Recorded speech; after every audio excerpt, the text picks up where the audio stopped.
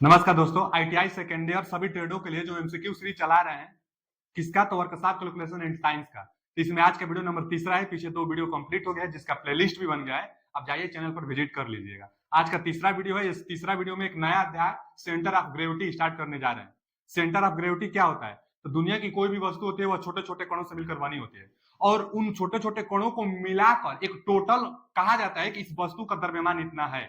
तो total mass जहां पर स्थित होता है वही सेंटर ऑफ मास कहलाता है। जैसे ट्रेंगुलर के लिए टोटल मास कहां से मेजर करेंगे, सर्किल के लिए टोटल मास कहां से मेजर किया जाता है, अर्धगोला के लिए टोटल मास कहां से मेजर किया जाता है। तो वही कोई भी वस्तु का टोटल मास का, जैसे कोई भी व्यक्ति होता है तो उस व्यक्ति का टोटल मास कहां से मेजर किया जाता है, जो हम लोग का नाभि होता है वहां बोला जाता है कि टोटल सेंटर ऑफ मास होता है। तो हर एक वस्तु का कुछ ना कुछ मास होगा, वह मास कहां से मेजर किया जाएगा, तो उसके सेंटर ऑफ मास से।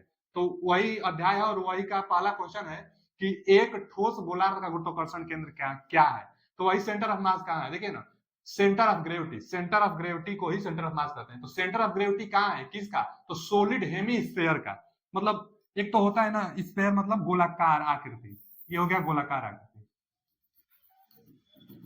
ये क्या हो गया? गोलाकार आकृति हो गया, पूरा गोलाकार आकृति। लेकिन अर्ध गोलाकार आकृति में क्या होता है ना कि ये भाग नहीं होगा, इतना ये भाग नहीं होता। इसको हम लोग क्या कहेंगे, तो अर्धगोलाकार। और इसी का पूछ रहा है कि जो अर्धगोलाकार वस्तु होती है इसका सेंटर ऑफ मास कहाँ होता है। तो यहाँ तो होगा ही, लेकिन कितना होता है यह पूछा है। तो इसकी कुछ ना कुछ रेडियस होती है, जैसे आर रेडियस है तो वही 3r/8 होता है। इसको निकाला जाता है तो थ्योरी है यह, अब थ्योरी तो सिद्ध किया नहीं जा सकता है। तो ये पूछा है कि एक अर्धगोलाकार, देखिए अर्धगोलाकार है तो इस अर्धगोलाकार का सेंटर ऑफ मास कहाँ होता है, सेंटर ऑफ ग्रेविटी कहाँ होता है। तो इसके सेंटर पर होता है, कितना दूरी पर निकलता है, तो निकलता है 3r/8 कर हम लोग अगर रेडियस पता रहेगा तो ठीक यहाँ भी नहीं, कुछ ना कुछ इसके अंदर आएगा, कुछ ना कुछ अंदर आएगा। और कहाँ आएगा तो यह इसी फॉर्मूला से हम लोग निकाल लेंगे कितना दूरी पर आ रहा है। 3r/8, 3r/8 से आ जाएगा सेंटर ऑफ इसका ग्रेविटी।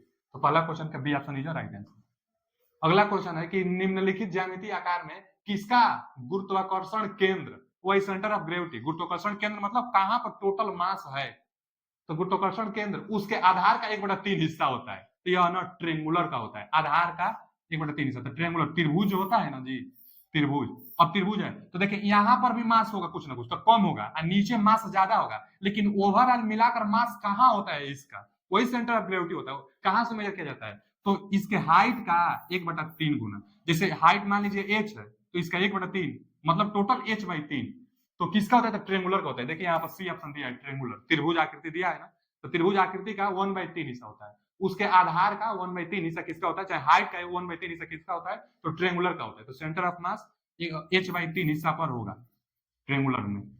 अगला क्वेश्चन क्या है कि जो वस्तु के गुरुत्वाकर्षण के केंद्र को प्रभावित करता है, तो मास कहलाता है जी, मास कहाँ है, देखिए बी ऑप्शन। फिर से सवाल कि जो वस्तु के गुरुत्व, देखिए which affect the centre of gravity of the object, मतलब वो कौन सी है निम्न में से जो सेंटर ऑफ ग्रेविटी को अफेक्ट करती है। जैसे हम अभी बता रहे हैं कि जो ट्रेंगुलर है इसके लिए सेंटर ऑफ जो मास आएगा h/3 मतलब तिहाई हिस्सा पर, 1 2 और 3। तो लगभग में मान लीजिए यहाँ आएगा h/3, सेंटर ऑफ मास इसका यहाँ आएगा। अगर कोई सर्किल है तो इसका सेंटर ऑफ मास सेंटर में आएगा। कोई आयताकार वस्तु है, कोई आयताकार है तो इसका जो विकर्ण जहां पर प्रतिच्छेद करता है सेंटर ऑफ मास यहाँ पर आता है। तो यह किस पर निर्भर करता है कि कहाँ होगा, तो यह निर्भर जैसे अभी आया था एक अर्धगोलाकार आकृति, एक अर्धगोलाकार आकृति आया था। तो अर्धगोलाकार आकृति जैसे क्या होता है कि यहाँ पर तो रेडियस होता है, लेकिन 3r/8 आया था। तो यह किसके लिए होता है, तो अर्धगोलाकार के लिए। तो चेंज हो जाती है ना सबके लिए, तो यह किस पर निर्भर करता है, तो छोटे छोटे जो कणों से मिलकर बना है तो मास पर निर्भर करता है। टोटल मास कहाँ होगा, मास पर निर्भर करेगा। परमाणु के जो छोटे छोटे मास होते हैं तो मास पर, द्रव्यमान पर निर्भर करेगा। तो B option is right answer.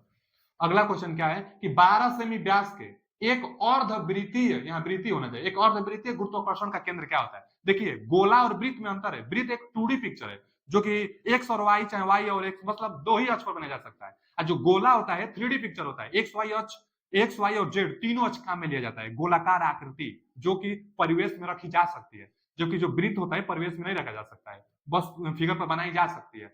तो वही वृत्ति है। अर्धवृत्ति का गुरुत्वाकर्षण कितना होता है, तो अर्धवृत्ति का जो फॉर्मूला होता है इतना होता है, जो सेंटर ऑफ ग्रेविटी का होता है। कितना क्या फॉर्मूला होता है, तो 4r/3π, 4r/3π फॉर्मूला होता है। लिख देते हैं अगर नहीं दिखाई दे रहा है तो 4r/3π। यह किसके लिए है, तो अर्धवृत्तीय आकृति के लिए है। क्या है, तो मास है, हाँ वो भी कहाँ, किसके लिए? तो ग्रेविटी के लिए, सेंटर ग्रेविटी के लिए। मास है किसके लिए? सेंटर ग्रेविटी के लिए 4r/3 पाई। किसके लिए है? तो अर्धवृत्ति के लिए। एक और फॉर्मूला आया था ना जी, वो फॉर्मूला क्या था? एक और फॉर्मूला देखिए यहाँ पर आया था फॉर्मूला, एक और फॉर्मूला आया था, वो फॉर्मूला ये पहला ही था। पहला क्या था कि 3r/8, तो यह किसके लिए है? तो अर्ध गोलाकार आकृति के लिए। गोला और वृत्त में अंतर होता है, तो गोला के लिए 3r/8, 3r/8 गोला के लिए। और यह किसके किसके लिए? तो वृत्त के लिए। अब पूछा क्या है? 12 सेमी व्यास के लिए अर्धवृत्ति का गुरुत्वाकर्षण केंद्र कहाँ होगा? तो हम लोग निकाल लेंगे। 4r का मतलब है ना 12 सेमी, डायमीटर है तो रेडियस 6 आएगा। वो डायमीटर मतलब व्यास दिया है, डायमीटर 12 सेमी, तो रेडियस हम लोग को रखना है 6 और 3, पाई का मान 3.14। हल कर लेंगे तो 2.54 आ रहा है इसका जवाब। सेमी में दिया ही है तो बस हल कर लीजिए इसको, सेमी में आएगा। तो 2.57 अर्धवृत्तीय आकृति के लिए। 3r/8 जो था वो अर्ध गोलाकार के लिए था। अगला क्वेश्चन क्या है कि गोलाकार शंकु का गुरुत्वाकर्षण केंद्र कहाँ होता है? Centre of gravity, centre of gravity देखिए, सेंटर ऑफ ग्रेविटी किसके लिए? राइट सर्कुलर कोन, कोन मतलब होता है शंकु, तो शंकु के लिए सेंटर ऑफ ग्रेविटी कहाँ होता है? देखिए शंकु क्या होता है, तो शंकु मतलब जो कुल्फी होता है ना कोन टाइप का, उसी को हम लोग शंकु कहते हैं, यही शंकु है। और इसका सेंटर ऑफ ग्रेविटी कहाँ होता है? तो इसका जो हाइट होता है टोटल हाइट का 4 गुना होता है। जितना भी हाइट होगा इसका 4 गुना कर देंगे तो आएगा, यानी h/4 पर आता है शंकु के लिए। शंकु के लिए सेंटर ऑफ ग्रेविटी h/4 पर, मतलब कहाँ? लगभग में यहाँ आएगी। जाहिर सी बात है कि नीचे मास ज्यादा होगा, ऊपर का मास कम होगा। अच्छा, सेंटर ऑफ ग्रेविटी का मतलब ये भी आप दिमाग में बैठा सकते हैं कि जहां पर बैलेंस वस्तु आ जाए, या बैलेंस वस्तु मतलब दोनों तरफ का मास कहां पर बराबर हो जाएगा, दोनों तरफ का मास इक्वल जहां होगा वही सेंटर ऑफ ग्रेविटी। जो व्यक्ति होता है, व्यक्ति का जो नाभि होता है ना पुरुषों का, तो वो सेंटर ऑफ मास बोला जाता है, सेंटर ऑफ ग्रेविटी वहां बोला जाता है, क्योंकि ऊपर और नीचे का मास लगभग वहां पर इक्वल हो जाता है। उसी तरह इस कोन का सेंटर ऑफ मास मतलब ऊपर का मास और नीचे का मास कहां इक्वल होगा? तो लगभग में h/4, इसके हाइट का h/4 पर, नीचे ही होगा क्योंकि नीचे मास ज्यादा रहेगी ऊपर की तुलना में। इक्वल कहां होगा? तो h/4 पर, यानी C option is right answer. किसके लिए था? तो कोन के लिए था, शंकु के लिए था। और ट्रेंगल के लिए कितना था? तो h/3 था। ट्रेंगुलर में h/3 था, कोन में h/4 था। अगला क्वेश्चन क्या है कि एक वृत्त के गुरुत्वाकर्षण केंद्र, फिर वही एक वृत्त के लिए सेंटर ऑफ ग्रेविटी कहां होगा भैया? तो उसके सेंटर पर होगा। हम बताए तो थे कि वृत्त के लिए सेंटर ऑफ ग्रेविटी कहां होगा? सेंटर पर, तभी तो दोनों तरफ का मास, चारों तरफ का मास इक्वल हो पाएगा, तो सेंटर पर होगा। तो एक वृत्त के लिए देखिए क्या दिया है, वेयर कहां? Centre of gravity, centre of gravity कहां? ऑफ द सर्कल लाइंस, किसी सर्कल लाइंस पर सेंटर ऑफ ग्रेविटी कहां होता है? तो आप भी खुद सोचिए, कोई सर्किल है तो उसके सेंटर पर सेंटर ऑफ मास होगा, तो सेंटर ऑफ मास कहां होगा? तो इसके परिधि पर होगा कहीं भी तो गलत है, इसके व्यास पर होगा कहीं भी तो व्यास, व्यास पर होगा, ये हो सकता है ना, व्यास पर ना सेंटर आता है तो व्यास पर होगा। और पढ़े थे इसकी त्रिज्या पर कहीं भी तो नहीं, इसके सेंटर पर तो यही दे रहा है सेंटर, तो व्यास नहीं मानेंगे। जब सेंटर दे दिया है एट इट्स सेंटर, इसके सेंटर पर होगा तो सही दिया है, इसके सेंटर पर होगा, तो कौन सा option? A option is right answer. अगला क्वेश्चन क्या है कि उस बिंदु का नाम क्या है जिस पर शरीर का सारा भार केंद्रित होता है? देखिए वही तो बार बार वही अध्याय चल रहा है, सेंटर ऑफ ग्रेविटी होता है। सवाल पढ़िए, उस बिंदु का क्या नाम है जिस पर शरीर का सारा भाग केंद्रित होता है? शरीर का सारा भाग जिस पर केंद्रित होगा वही तो सेंटर ऑफ ग्रेविटी होगा, centre of gravity, centre of gravity, B option is right answer. अगला क्वेश्चन क्या है, एक आयताकार शरीर के गुरुत्वाकर्षण केंद्र मतलब सेंटर ऑफ ग्रेविटी कहां होता है? तो भैया हम तो अभी बताए थे कि जो आयताकार होती है इसका डायगोनल मतलब विकर्ण जहां पर कट करेगा वही इसका सेंटर ऑफ ग्रेविटी होगा। तो एक आयताकार वस्तु में सेंटर ऑफ ग्रेविटी इसके विकर्ण के प्रतिच्छेद बिंदु पर, यानी C option is right answer. At the point of intersection of its diagonals, इसके डायगोनल जहां पर इंटरसेक्ट करेंगे वही सेंटर ऑफ ग्रेविटी होगा, तो आयताकार वस्तु के लिए। अगला क्या है, आ ही गया आयताकार वस्तु अगर पूछा है कि आयताकार के लिए what the centre of gravity of the rectangular, rectangular मतलब आयताकार होता है, तो आयताकार वस्तु के लिए सेंटर ऑफ ग्रेविटी कहां होगा? यहां होगा। लेकिन देखिए ये एक्सिस में दिया है, तो एक्सिस मतलब एक्स अक्ष और वाई अक्ष में दिया है, तो कोई बात नहीं, एक्स अक्ष और वाई अक्ष हम लोग बना लेंगे। ये हो गया और ये हो गया, तो ये तो वाई अक्ष हो गया और ये एक्स अक्ष हो गया। अब सेंटर ऑफ ग्रेविटी यही ना है, तो कितना है टोटल? 12 है, तो यानी ये एक्स अक्ष पर 6 मान आना चाहिए, और वाई अक्ष के लिए कितना है टोटल? ये दिया है 3 दिया है, ये 3 दिया है ना 3 सेमी, तो 3 सेमी का आधा, क्योंकि मूल बिंदु से मेजर किया जाता है तो 1.5, तो पहले एक्स अक्ष लिखा जाता है 6, पहले एक्स अक्ष लिखा जाता है तो 6, बाद में वाई अक्ष लिखा जाता है तो 1.5, 6 और 1.5, C option is right answer. तो सेंटर ऑफ ग्रेविटी 6 और 1.5, C option is right answer. अगला क्वेश्चन क्या है कि शंकु के आधार 10 सेमी आधार दिया है, इसको दिया है 10 सेमी और ऊंचाई 50 सेमी के गुरुत्वाकर्षण केंद्र कहाँ है, मतलब सेंटर ऑफ ग्रेविटी कहाँ है इस शंकु के लिए। अभी पीछे क्वेश्चन आया था कि शंकु का ग्रेविटी कहाँ होता है, तो शंकु के लिए जो ग्रेविटी होता है लगभग में यहाँ क्या कितना है, तो h/4 डिस्टेंस है। टोटल अगर हाइट h है तो इसका h/4 कर देंगे ना जी, तो यही आ जाएगा सेंटर ऑफ ग्रेविटी। तो निकाल लेंगे, यहाँ मान पूछा है तो हाइट दिया है, ऊंचाई 50 सेमी रख दीजिए, 50 सेमी ऊंचाई दिया है, बटा में 4 करना है, तो 4 से घटा देंगे, 4 एकम 4, और फिर कितना बचा, तो 1 बचा, फिर 4 दूना के 8, 4 5 20, 12.5 सेमी। देखिए बी ऑप्शन में दिखाई दे रहा है 12.5 सेमी, तो सेंटर ऑफ ग्रेविटी 12.5 सेमी। बस याद करिए शंकु के लिए h/4 पर सेंटर ऑफ ग्रेविटी मिलता है। नेक्स्ट क्वेश्चन, अगला क्वेश्चन है कि लैमिना के गुरुत्वाकर्षण केंद्र क्या होगा, मतलब what is the centre of gravity. देखिए ट्रेंगुलर आकृति है और ट्रेंगुलर आकृति के लिए सेंटर ऑफ ग्रेविटी कितना बताए थे, h/3 बताए थे। कितना बताए थे, तो h/3 होता है ट्रेंगुलर के लिए। ट्रेंगुलर आकृति दिया है तो ट्रेंगुलर के लिए h/3 होता है। और हाइट कितना दिया है, 6 सेमी दिया है, तो मान भर लीजिए 6 सेमी और 3 दूना के 6, 2 सेमी आता है। सेंटर ऑफ ग्रेविटी इस ट्रेंगुलर के लिए 2 सेमी पर, मतलब लगभग नहीं यहाँ, तो 2 सेमी, B option is right answer, 2 सेमी पर होगा सेंटर ऑफ ग्रेविटी। अगला क्वेश्चन क्या है कि टी सेक्शन के लिए, देखिए टी सेक्शन दिया है, टी सेक्शन के लिए गुरुत्वाकर्षण केंद्र कहाँ होगा, सेंटर ऑफ ग्रेविटी इसके लिए कहाँ होगा। यह एक बेस्ट क्वेश्चन है, यह एग्जाम में शायद ही आए, अगर टॉप पेपर बनाना हो तभी आएगा, लेकिन इसके लिए एक फॉर्मूला आता है।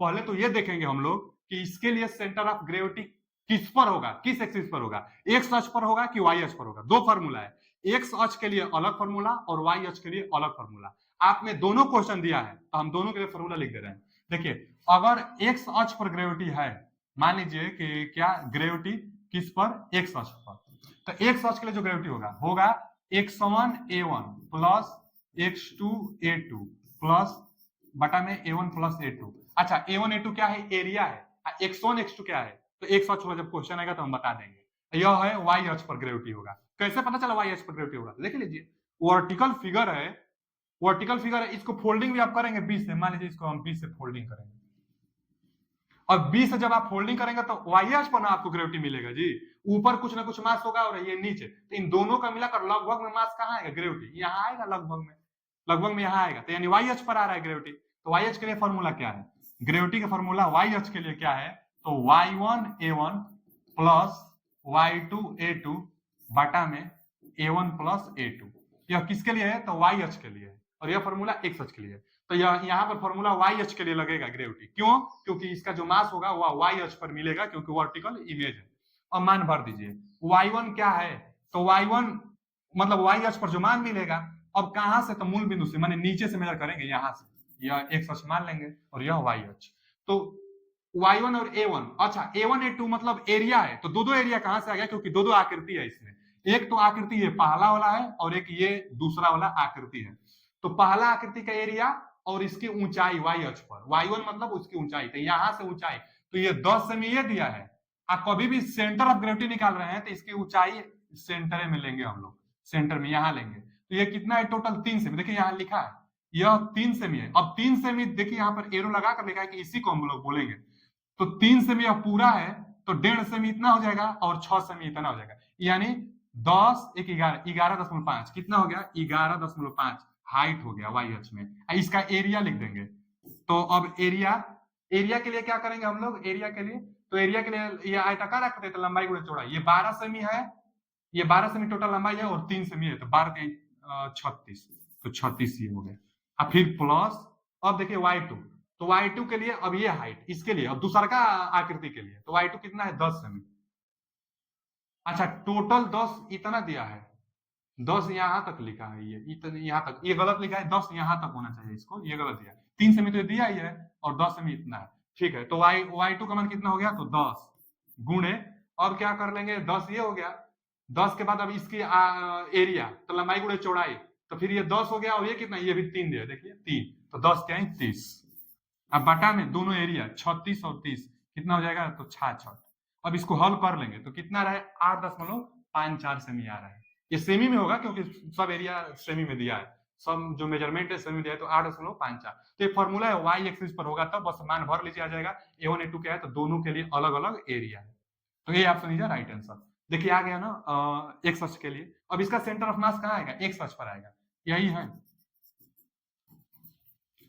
एक्स अक्ष पर इसका मास मिलेगा। तो एक्स अक्ष वाला फॉर्मूला क्या था? फॉर्मूला ग्रेविटी एक्स अक्ष के लिए क्या था फॉर्मूला? तो x1 a1 plus x2 a2 बटा में a1 प्लस a2 था फॉर्मूला। मान भर दीजिए। x1 का मान क्या भरेंगे? तो इसके लिए तो अब ये कितना समय है, यहाँ रीडिंग पढ़ लीजिए कितना है टोटल। ये इसको 50 बता रहा है, तो 50 बता रहा है तो अधवे ना लेंगे इसका, तो 25 सेमी, 25 सेमी इसका गुणे इसका एरिया, तो ये 50 और 100 और गुणा कर लेंगे, 100 और 50, 100 गुणे 50 अब प्लस।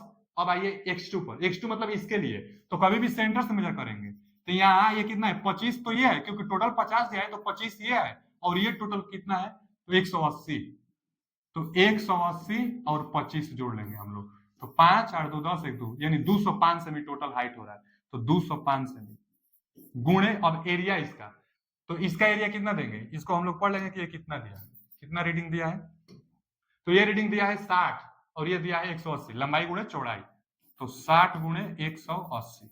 अब बटा में टोटल एरिया, टोटल एरिया कितना A1 और A2 दिया है ना, A1 A2 दोनों का, ये और इसका एक पर आएगा, इसीलिए एक वाला फॉर्मूला लग रहा है। तो दोनों का एरिया यहाँ लिखे हैं कितना है 100 गुणे 50 प्लस 60 गुणे 180।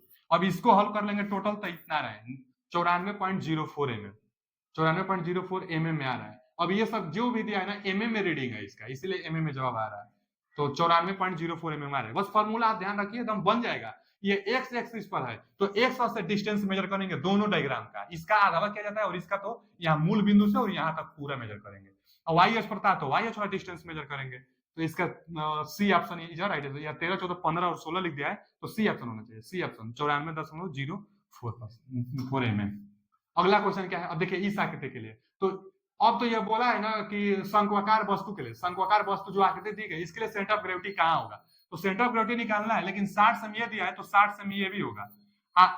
और ये देखिए अब कुछ अधूरा है, कुछ और बोला ही नहीं है, बस इसको बस 60 सेमी दिया, इसका रीडिंग नहीं दिया है। हम लोग मान लेते हैं कि यह क्या है समबाहु त्रिभुज है और यह भी एक वर्ग है, तो ये 60 ये 60 ये भी 60 है, जब ये 60 तो ये भी 60 और समबाहु है तो ये 60 तो ये भी 60 और ये भी 60। अब रीडिंग आ जाएगा। अब फिर वही फॉर्मूला लगाएंगे एक्स एक्सिस वाला, क्यों? क्योंकि इसका भी जो ग्रेविटी आएगा ना एक्स एक्सिस पर आएगा, जब एक्स एक्सिस पर आएगा तो बस फॉर्मूला वही लगा लेंगे। इसका क्या कर लेंगे कि सेंटर से आधा डिस्टेंस इसका मेजर करेंगे और इसके लिए पूरा आधा से और यहाँ पूरा डिस्टेंस मेजर कर लेंगे, सेम वही फॉर्मूला लगाएंगे। तो कितना आ जाएगा इसका फॉर्मूला, तो 42.5 जो जवाब निकल कर आएगा 42.5 mm आएगा, एकदम सेम वही फॉर्मूला लगा लीजिएगा। अगला क्वेश्चन क्या है, अगला क्वेश्चन है फिर इसके लिए, देखिए रेक्टेंगुलर के लिए पूछ दिया, तो क्या अच्छा वर्ग है, ठीक है वर्ग हो चाहे रेक्टेंगुलर हो, जहां पर एक दूसरे का विकर्ण प्रतिच्छेद करेगा वही सेंटर ऑफ ग्रेविटी होगा। ऐसे भी पता चल रहा है कि जो मास होगा टोटल मास वो सेंटर पर आएगा। अब लेकिन एक्सिस में पूछा है तो कोई बात नहीं, आप एक्सिस यहाँ पर बना लीजिए। अब एक्सिस बनाने के लिए यही ना डिस्टेंस चाहिए, तो ये कितना होगा, जब 60 है तो ये 30 होगा, ये वर्ग है तो ये भी 60 होगा तो ये भी 30 होगा, यानी 30 30। C option is right answer, centre of gravity C option पर आएगा। अगला क्वेश्चन क्या है, अच्छा आज के लिए इतना ही, मिलते हैं अगले वीडियो में, थैंक यू धन्यवाद।